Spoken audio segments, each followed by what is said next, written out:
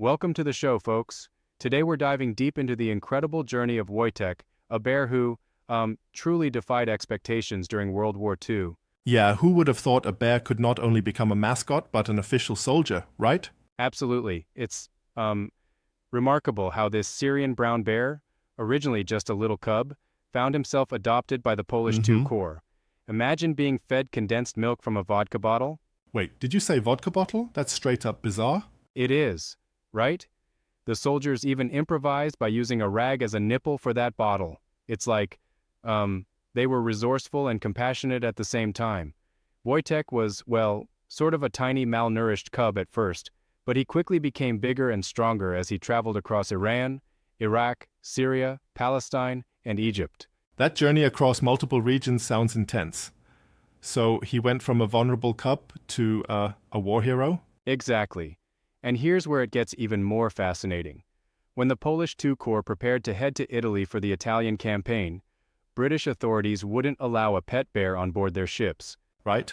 So what did they do? They simply admitted him as a soldier? Yes, they did a clever bureaucratic trick.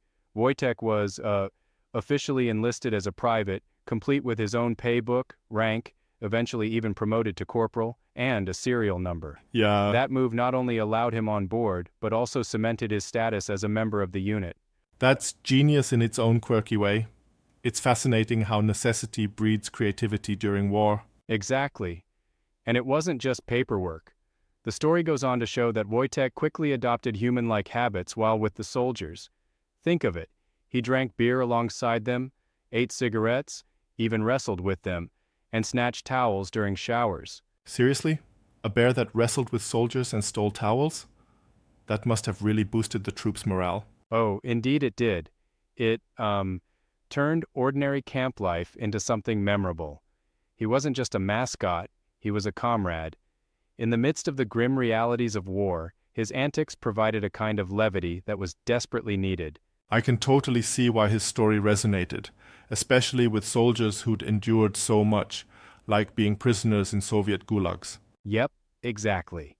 For many of these soldiers, who had been through unimaginable hardships, captivity, forced marches, and more, Wojtek came to symbolize hope and a kind of unyielding spirit. His very presence was a testament to overcoming adversity. It's really symbolic. This bear represents not only the resilience of the soldiers, but also of the Polish national identity during a time when their country was torn apart. Right. And speaking of his contributions, there's that legendary moment during the Battle of Monte Cassino. Picture it. The bear, now huge and strong, lifting these heavy crates of artillery shells that normally required two men. That's almost like a superhero feat in the middle of a brutal battle. It's both practical and motivational for the troops. Exactly. Every time he, carried a crate, it wasn't just about logistics, it was a huge morale boost. Soldiers saw their friend, their own bear, handling those heavy loads without dropping a single shell. I mean, what higher morale booster could you ask for on the front lines than a bear doing the job of two men? Indeed, it's like he embodied that blend of practicality and almost whimsical heroism. And it's, interesting how, after his performance, the Polish II Corps even adopted the bear with an artillery shell as their emblem. That emblem really encapsulated the spirit of the unit, didn't it? It's more than just a military insignia. It's a statement of overcoming overwhelming odds. Absolutely. And as the war continued, Wojtek wasn't just a symbol on paper. He lived among the soldiers. He slept in their tent, ate the same rations, and even rode in the transport vehicles, sometimes taking the passenger seat.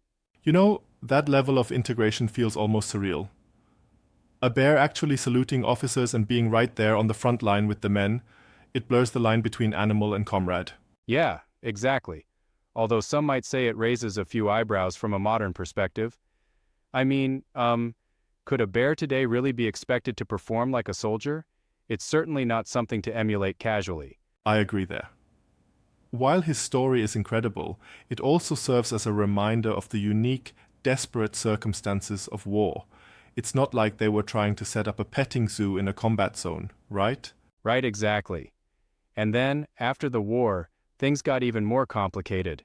With the political upheaval in Poland and demobilization of the Polish II Corps, the soldiers had to make that heartbreaking decision about Wojtek's future. Yeah, the post-war chapter is bittersweet. How do you handle the fallout of such a deep bond? I mean, sending a bear back into captivity just didn't seem right after everything they'd been through. Absolutely. With the majority of soldiers unable to return to Poland under Soviet control, their choices were limited. So, Wojtek was relocated to Edinburgh Zoo in 1947, where he lived out his later years, a bit depressed at times because he missed his old comrades. That transition is really touching. It shows the deep human connection they all developed with him. Visits to the zoo by former soldiers must have been very emotional. Indeed, every visit was a bittersweet reminder of a time when, against all odds, a bear walked among them. It's like his legacy captured the essence of camaraderie and resilience in a way that transcends normal war stories. And his story hasn't just remained in the annals of military history. It's also inspired documentaries, books, even theater productions, right? Exactly, and even folk songs and military marches celebrate his exploits. His story has been told in numerous children's books, encouraging a new generation to learn about bravery and, the enduring human spirit, even in the most unusual forms. It's fascinating how an animal can become such a symbolic bridge between cultures. In Poland, Wojtek is seen as a symbol of national resilience, and in Scotland, his memory is preserved with a big statue. Right. That bronze statue in Prince's Street Gardens is not only a tribute to his incredible contributions at Monte Cassino, but also symbolizes the bond between Polish soldiers and the Scottish community that took them in after the war. That interconnection is so heartwarming. It's like Wojtek's story is a microcosm of displacement, hope, and the power of unexpected friendships during crisis. Exactly. And interestingly enough, from a scientific perspective, Wojtek's behavior is an anomaly. Syrian brown bears are naturally solitary, yet this bear, orphaned and raised by soldiers, adapted to follow commands, even learned to salute. It really speaks volumes about the impact of early imprinting and constant human interaction. That's a good point. I mean, while his case was exceptional, it definitely highlights the cognitive flexibility animals can have under unusual circumstances. Though, as you said, it's not something to try replicating. Right. It's like a one-of-a-kind historical case that gives us insight into both animal behavior and the extraordinary lengths people go to during times of war. The bear wasn't just a soldier, he was a living, breathing symbol of hope, unity, and the strength of the human-animal bond. Absolutely. And isn't it amazing how his legacy continues to educate and inspire even decades later? From memorials across the globe to literature and film, Wojtek's tale reminds us of the unexpected ways courage and resilience manifest. Yeah, indeed. Wojtek's story is one that transcends typical war narratives. It shows us that in the midst of chaos, there can be moments of profound connection and humanity, even when our unexpected friends come with pause and a roaring appetite. Well said. It really makes you reflect on how stories, no matter how unusual, can capture the essence of perseverance and the enduring spirit of those who fight for something bigger than themselves. Exactly, and it's a reminder that history is full of these incredible, unexpected moments that, when we think about them, challenge our ideas of heroism and even family. Wojtek might have been a bear, but to those soldiers, he was much more. A true friend and a symbol of survival against all odds. And that in turn teaches us about the power of unity, culture, and remembrance. His legacy lives on in stories, songs, and memorials. It's truly inspiring. Definitely. From a bear-fed condensed milk out of a vodka bottle to a full-fledged soldier carrying ammunition, his journey reminds us that sometimes the most extraordinary heroes come in the most unexpected shapes and sizes.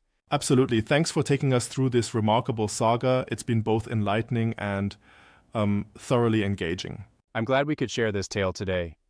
Wojtek's story, filled with humor, heart, and a dash of the unbelievable, continues to resonate as an emblem of resilience and the beauty of unlikely bonds. Here's to Wojtek, a soldier, a friend, and a legend that reminds us to always expect the unexpected.